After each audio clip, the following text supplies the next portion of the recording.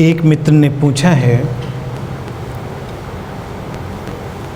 जब हमने पिछले विज्ञान भैरव तंत्र के सूत्र पर प्रयोग किया और जीभ के मध्य में केंद्रित होने का प्रयास किया तो थोड़ी ही देर में हमने अनुभव किया कि अंदर एक शांति उतर रही है।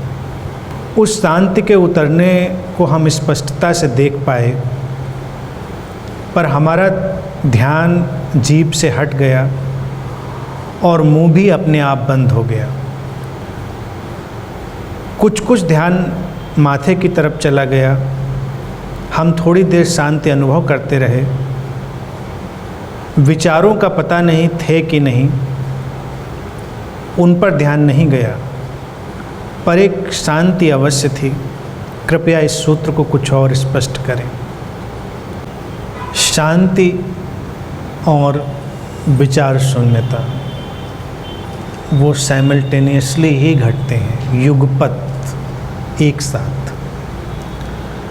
अगर शांति का अनुभव घटा है तो विचार शून्यता भी साथ में रही होगी।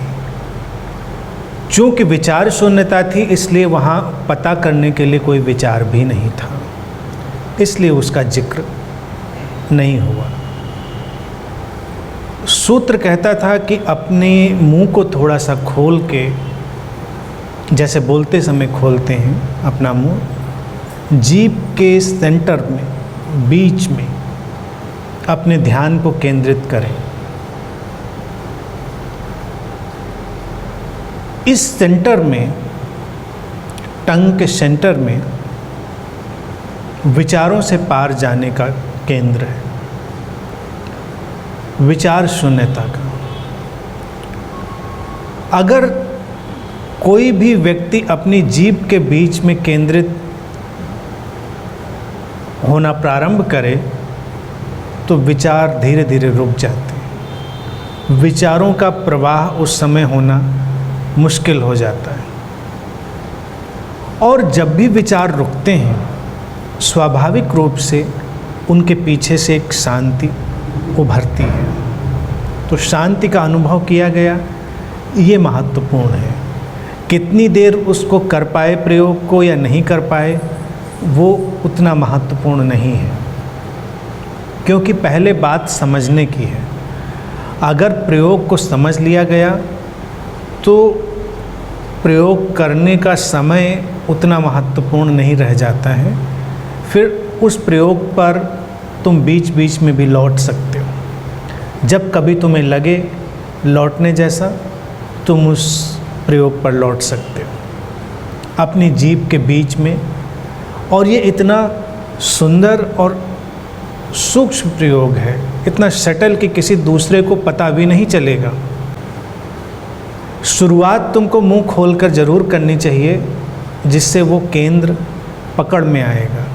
लेकिन अगर वो बात समझ में आ गई और वो बिंदु, वो सेंटर पकड़ में आ गया, तो मुंह बंद रखते हुए भी उस जीभ के केंद्र पर पहुंचा जा सकता है। और तब ये तुम्हारे लिए बहुत गहरी उपलब्धि होगी, क्योंकि तुम शांत बैठे हो, किसी को पता भी नहीं चल सकता कि तुम क्या कर रहे हो। और तुम सारी क्रिया के बीच में हो सकते हो, सारे कार्यकलापों के बीच हो सकते हो। तुम किसी से बात कर रहे हो सकते हो, तुम कुछ भी कर रहे हो सकते हो, लेकिन तुम जीभ के बीच में तो अपने मन को ला ही सकते हो। उसमें कोई अड़चन नहीं है, कोई मुश्किल नहीं है। और अगर तुम आ गए, तुम शांत हो जाओगे। तुम्हारे विचार थोड़ी देर के लिए डिसअपीयर हो जाएंगे। विचारों की तरंगें जो लगातार परेशान करती रहती हैं, वो रुक जाएंगे। लेकिन जब विचार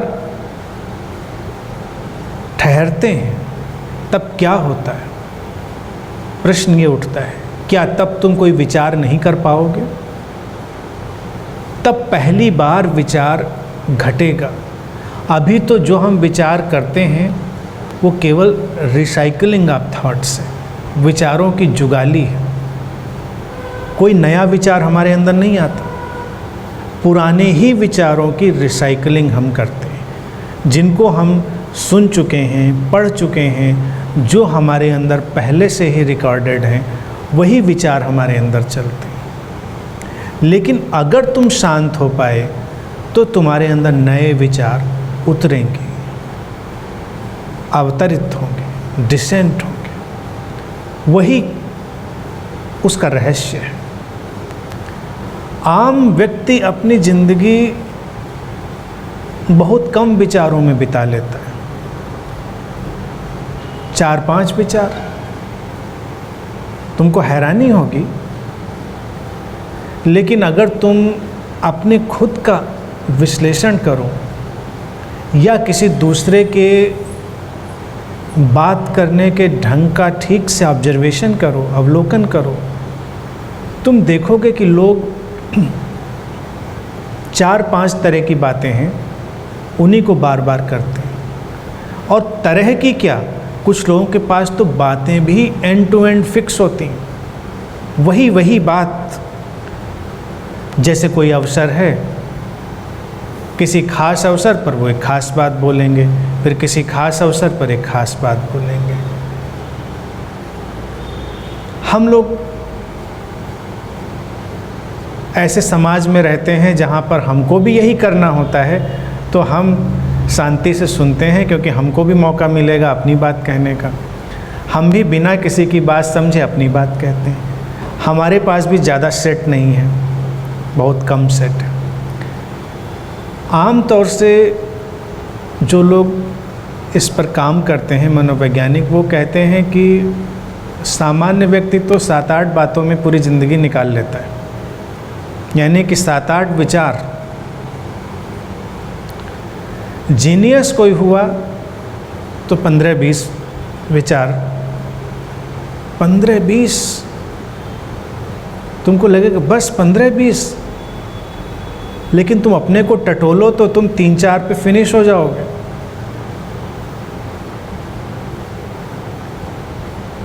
ढूंढो अपने अंदर कि कौन से विचार हमारे जीवन को चलाते हैं, तुम हैरान रह जाओगे। तुम्हें लगेगा कि बस 2-4 किस्म के विचार हैं जो मेरे जीवन को चला रहे हैं। खास किस्म की प्रतिक्रिया, कुछ अच्छा लगा तो एक विशेष किस्म का विचार, कुछ अच्छा नहीं लगा तो एक विशेष किस्म का विचार। जो आउटर सिचुएशंस हैं उनका वेरिएशन ज़्यादा नहीं, बाहरी परिस्थितियों का बदलाव बड़ा थोड़ा सा है, लिमिटेड है, और उसके अंदर हमारी प्रतिक्रियाएं भी बड़ी सीमित हैं, लिमिटेड हैं। और प्रतिक्रिया का अर्थ है विचार।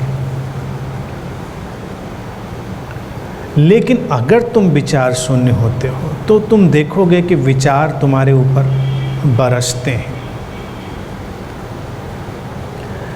कई बार वो लोग जिन्होंने ऐसी पुस्तकें भी लिखी जिनमें तुम अनेकों विचार पा सकते हो, बड़े दार्शनिक हैं, चिंतक हैं, और तुम विचारों का एक बड़ा प्रवाह उसमें पा सकते हो। उन लोगों के जीवन में भी हैरान करने वाली बात ये देखी गई कि वो एक मोमेंट होता है जिसमें वो लिख गए होते हैं या वो कह गए होते हैं, लेकिन उनके सामान्य जीवन में जो उनका डे टू डे का जीवन है, उनकी डेली लिविंग है, उसमें उनके पास भी ज़्यादा विचार नहीं है, ज़्यादा बातें नहीं हैं। और अक्सर ऐसा देखा गया कि अगर कोई दार्शनिक किस्म का, लेखक किस्म का, चिंतक, विचारक किस्म का व्यक्ति है, वो कोई अच्छी पुस्तक लिख डाले या अच्छी बात बोल डाले तो उसके बाद करीब करीब एग्जॉस्ट हो जाता है, जैसे उसके अंदर एक पतझड़ आ जाता है, सब सन्नाटा, फिर वो कोई विचार नहीं पकड़ पाता, जैसे कुछ था जो ख़त्म हो गया।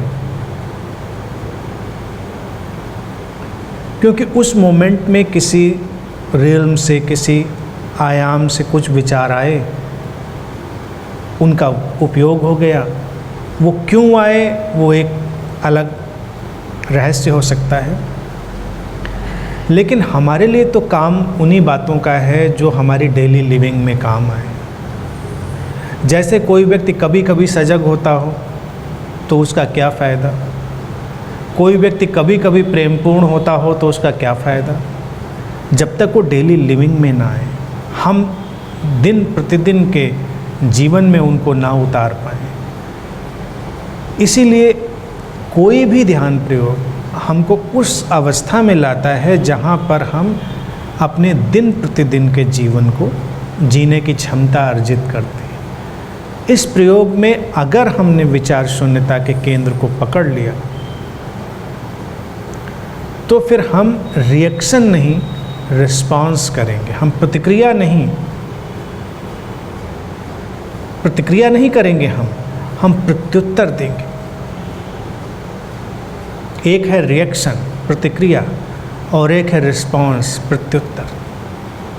ज़्यादातर हमारी ज़िंदगी रिएक्शन में ही बीतती है, लेकिन रिस्पॉन्स प्रत्युत्तर वो बड़ी ओरिजिनल, बड़ी मौलिक सी चीज़ है, और जब घटती है तो तुम्हारे जीवन को बहुत सुंदर बनाती है, सार्थक बनाती है। तो जिसके जीवन में ये अवस्था प्रवेश करेगी उसका जीवन रिस्पॉन्सिव हो जाएगा, प्रत्युत्तर वाला हो जाएगा। पहले से इकट्ठा किया हुआ कोई ज्ञान नहीं आएगा, वो उसी क्षण नया उतरेगा। जो लोग इस प्रक्रिया को नहीं जानते हैं वो ज्ञान को भी पैसे की तरह ही इकट्ठा करते हैं। उनके लिए ज्ञान भी एक धन है, इसीलिए उनकी कापियाँ हैं, नोट्स हैं, रिकॉर्ड्स हैं। बहुत सारे लोग नोट्स बनाने में ही लगे रहते हैं। या आजकल के डिजिटल एज में देखें तो हम डिजिटलाइज्ड नोट्स रखते हैं, लेकिन वो एक धन की तरह से, जैसे कि हमारे पास पैसा पड़ा है तो वक्त पे निकाल कर उसका इस्तेमाल करेंगे। तो पैसा तो बिल्कुल मटेरियल चीज़ है, उसका वक्त पर ज़रूरत पड़ने पर उपयोग किया ही जाएगा, लेकिन ज्ञान कोई मटेरियल चीज़ नहीं है, वो पदार्थ नहीं है। वो तो अगर तुरंत का तुरंत ताज़ा ताज़ा नहीं आता है तो तुम्हारे किसी काम का नहीं होता, वो पिछला सब राख हो जाता है। इसीलिए अक्सर तुमको बहुत बड़े बड़े ज्ञानी मिल जाएंगे, लेकिन ठीक ऐन मौके पर तुम देखो कि सारा ज्ञान उनका नदारद। जब ज़रूरत होगी कोई ज्ञान नहीं होगा, ज़रूरत नहीं होगी तो सारा ज्ञान होगा, उसकी कोई अहमियत नहीं है। ध्यान की अवस्थाएं किसी भी ध्यान से आई हों, वो हमको उस ज्ञान में ले जाती हैं जो ज्ञान की शाश्वत धारा है, the eternal stream of wisdom. तो उसमें हमको चिंतित होने की ज़रूरत भी नहीं पड़ती कि हम क्या जानते हैं क्या नहीं जानते। अगर एक अज्ञानी व्यक्ति से पूछोगे तो वो तुमको तुरंत पॉइंट टू पॉइंट बता देगा कि वो क्या जानता है, और अगर एक ज्ञानी से तुम पूछोगे कि वो क्या जानता है, वो एकदम जीरो स्टेट में चला जाएगा, क्योंकि वो ढूंढ ही नहीं पाएगा कि वो क्या जानता है, तुमको क्या बताए क्या जानता है। तो वो यही कहेगा कि मैं कुछ नहीं जानता, जैसा कि सोक्रेटिस के साथ हुआ, जैसा कि तमाम ऐसे इनलाइटेंड मास्टर्स के साथ हुआ, कि जब वो ज्ञान की परम अवस्था में पहुँचे और किसी ने उनसे पूछा कि आप क्या जानते हैं, तो थोड़ी देर के लिए वो सकते में आ गए, सन्नाटे में, जीरो स्टेट में, और उनका उत्तर यही आ पाया कि मैं कुछ नहीं जानता। लेकिन जब रिस्पॉन्स आना होता है तो वो हमेशा चमत्कारिक, प्रत्युत्तर हमेशा मिरेकुलस। हमको लगता है कि ये प्रत्युत्तर, ये रिस्पॉन्स हमको क्यों नहीं सूझता, क्योंकि हम पुराने ज्ञान से चलते हैं, विचारों के संग्रहित किए गए ढेर से हम उसको निकालने की कोशिश करते हैं। ये ध्यान या कोई भी ध्यान, मैं बार बार इसलिए रिपीट कर रहा हूँ क्योंकि हर ध्यान से अंत में वही उपलब्ध होना है। ये स्पेसिफिक टेक्निक है कि तुम अपनी जीभ के बीच में आकर विचारों के पार चले जाते हो। लेकिन जैसे ही तुम विचारों के पार जाते हो, विचारों के पार जाने का अर्थ भी समझें, विचारों का साक्षी होना। विचार शून्यता का अर्थ भी विचारों का साक्षी होना और विचारों से मेरे का जो भाव है उसका विदा हो जाना। फिर विचार बह रहे हैं, तुमको जब लगता है तुम्हारे काम आ जाते हैं, जब ज़रूरत नहीं होती तुम्हें कोई आवश्यकता नहीं। उनको इकट्ठा करने का तनाव भी तुमको नहीं लेना। कितना तनाव पैदा हो जाएगा अगर तुम विचारों को भी इकट्ठा करना चाहो। फिलोसफर्स अक्सर इसीलिए विक्षिप्त हो जाते हैं या अवसाद के शिकार हो जाते हैं या वो किसी न किसी प्रकार के नशे में लिप्त हो जाते हैं, क्योंकि वो विचारों का संग्रह करते हैं और संग्रह हमेशा तनाव पैदा करता है कि कल कोई विचार नहीं आया तब,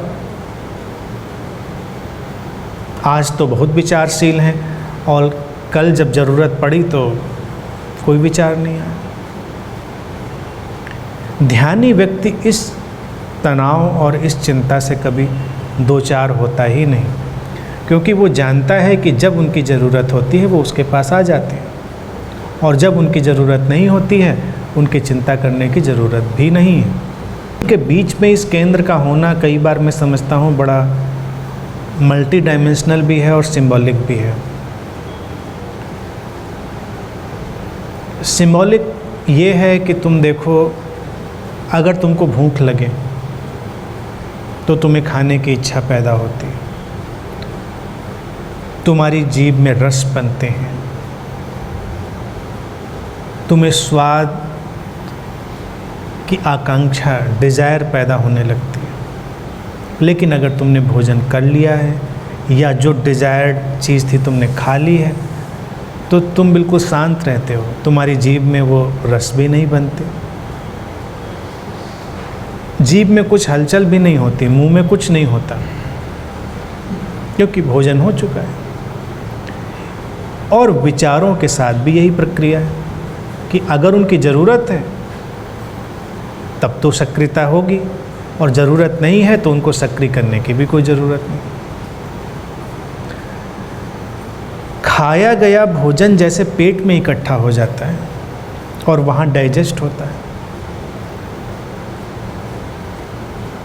ऐसे ही ये भी एक मिस्टिक ऑब्जर्वेशन लोगों का रहा है कि विचार सक्रिय तो जीभ के पास के केंद्र से होते हैं लेकिन इकट्ठे हो जाते हैं पेट में। पेट इसलिए बड़ा अजीब चीज़ है।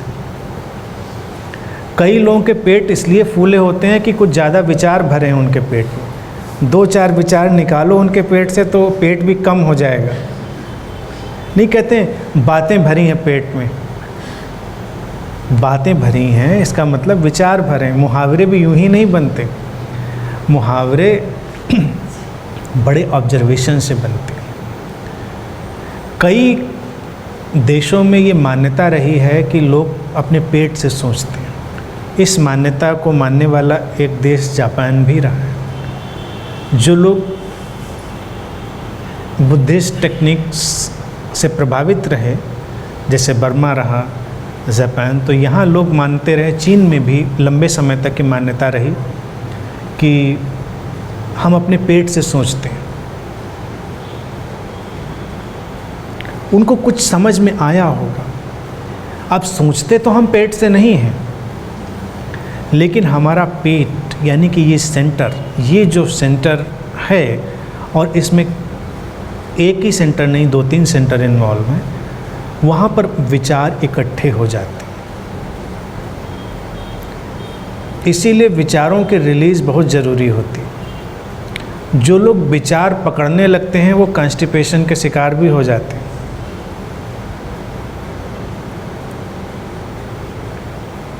उनको लगता है पकड़ें कोई चीज़, कीमती चीज़ पकड़ें,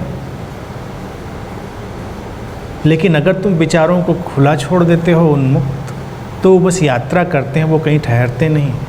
उनको किसी संदूक की ज़रूरत नहीं है। और पेट से अच्छी संदूक कहाँ मिल सकती है? पता नहीं क्यों ऐसा सिस्टम बना कि शरीर में सबसे अच्छी संदूक वहीं पर है, तो सारे विचार जाके वहीं इकट्ठे हो जाते हैं। तुम इसको ऑब्जर्व भी कर सकते हो कि जब तुम्हारा थॉट प्रोसेस किसी भी तरह से टर्मोइल में होता है, तुम्हारा पेट खराब हो जाता है। ज़्यादा चिंतन मनन करो तो पेट में मरोड़ उठने लगती, पेट में दर्द भी हो जाता है।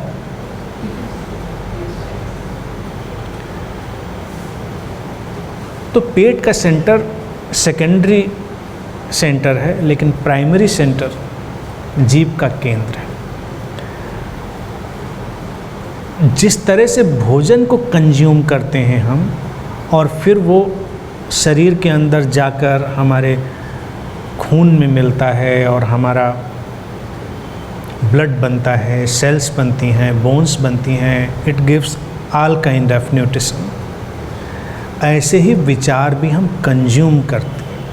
विचार केवल सुनते नहीं हैं हम, कि अगर हम सोचें कि जो भी विचार चल रहे हैं उनको हमने केवल कानों से सुना, नहीं, किसी भी तरह के विचार, अच्छे, बुरे, पॉजिटिव, नेगेटिव, किसी भी तरह के विचार, जब हम उनको सुन रहे हैं, सुनने के साथ साथ हम उनको कंज्यूम करते हैं, उनको खा जाते हैं या पी जाते हैं, वट एवर इट इज़, और तब विचार भी हमारे सिस्टम में डाइजेस्ट होते हैं। वो हमारे एनर्जी बॉडी में काम होता है। फिजिकल बॉडी में तो फूड डाइजेस्ट होता है, और एनर्जी बॉडी में हमारे विचार डाइजेस्ट होते हैं, और फिर हमारे विचार भी हमारा खून बनते हैं, हमारे सेल्स बनते हैं, हमारी पूरे जीवन की धारा बन जाते हैं। तो खास किस्म के विचारों में रहने वाला व्यक्ति एक खास किस्म की इंडिविजुअलिटी में ट्रांसफॉर्म हो जाता है, बदल जाता है। वो बदल जाता है पूरी तरह। वो ऊपर ऊपर नहीं रहता, सतह सतह पर, उसकी सेलुलर ट्रांसफॉर्मेशन हो जाता है, उसका ढांचा ही बदल जाता है। और इन्हीं बातों के चलते हुए पुरानी कई परंपराओं में जो एक खास किस्म के विचार को चाहते थे कि आगे बढ़ता रहे, उसको नरिशमेंट मिलता रहे, तो उन्होंने कुछ ऐसी व्यवस्था की कि लोग उसी दायरे में शादियां करें जहां पर वो विचार प्रिवेल करता है, मुख्य है, वहीं बच्चे पैदा हों, एटमॉस्फेयर वही हो, वो धारा बस चलती चली जाए, एक खास विचार, तो उसमें पैदा होने वाले लोग एक खास किस्म के पैदा हो जाएंगे। ये बिल्कुल वैज्ञानिक बात थी। आज भी हम जैसे विचार लोगों के अंदर पैदा करते हैं, धीरे धीरे उनका ढंग ही नहीं, उनका ढांचा भी बदल जाता। और इससे मुक्ति का एक ही उपाय है कि हम अपने जीव के बीच के इस केंद्र को जान लें, तब हमारे ऊपर कोई भी थॉट इम्पोज नहीं किया जा सकता। किसी भी तरह की ब्रेन वॉशिंग हमारी संभव नहीं है। राजनीतिक लोग, धार्मिक लोग, राजनीति, धर्म, समाज, हमारी परंपराएं, ये आम तौर से हमारे ब्रेन वॉश पर ही निर्भर करती है। खास किस्म के विचार डालकर हमारे मस्तिष्क को कैप्चर कर लेना, उस पर कब्जा जमा लेना। आम व्यक्ति उसमें बह जाता है क्योंकि उसके पास सोचने समझने की क्षमता ही नहीं है। जो उसके ऊपर डाला जाता है विचार, वो धीरे धीरे वैसा ही होता चला जाता है। लेकिन अगर कोई ध्यानपूर्ण ढंग से इस अवस्था में आ गया है, तो उसके ऊपर फिर ऐसे आक्रमण असर नहीं करते, वो किसी भी प्रोपोगेंडा का शिकार नहीं होता।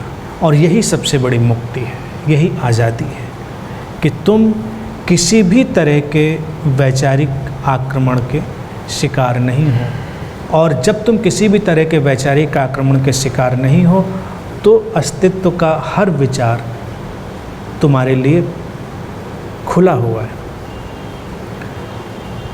और ये बाहर के तल पर ही नहीं, सूक्ष्म तल पर भी तुम्हें मुक्त करता है, क्योंकि तुम्हारे आसपास अगर बहुत सारी एनर्जीज हैं, सटल एनर्जीज, इनविजिबल एनर्जीज जो तुम्हें दिखाई नहीं देती, वो भी बंडल ऑफ थॉट्स ही हैं। They are simply bundle of thoughts.